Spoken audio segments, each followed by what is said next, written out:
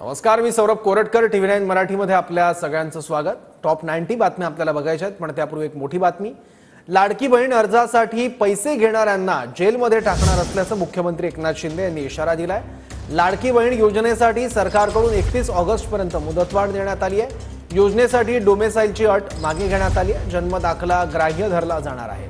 5 acre शेतीची अट देखील मागे घेण्यात येणार असल्याचं अजित पवारांनी सांगितलंय. 60 ऐवजी आता 65 वयापर्यंत महिलांना या योजनेचा लाभ घेता येईल.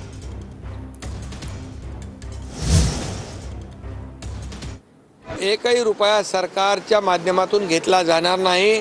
कोणी कुणाला पैसे देता कामा नये आणि जे कोणी पैशाची मागणी करतील त्याची तक्रार कलेक्टरकडे त्यांनी करावी. त्याच्यावर कठोर कारवाई केली जाईल. त्याला जेलमध्ये टाकलं जाईल. जे कोणी अधिकारी कर्मचारी याच्यामध्ये आमच्या महिला भगिनींकडून पैशाची मागणी करतील अशा लोकांना माझा इशारा आहे की कुठल्याही परिस्थितीमध्ये याच्यामध्ये सर्वसामान्य महिला भगिनी आहेत त्यांना याचा लाभ मिळाला पाहिजे. मुख्यमंत्री माझी लाडकी बहीण योजना यासाठी आपण हा निर्णय घेतलेला आहे.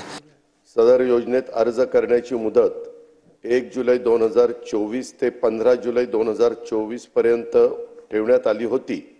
या मर्यादेत सुधारणा करण्यात येत असून आता सदर मुदत 2 महिने ठेवण्यात येत असून ती दिनांक 31 ऑगस्ट 2024 पर्यंत लाभार्थी महिलांना अर्ज करता येईल.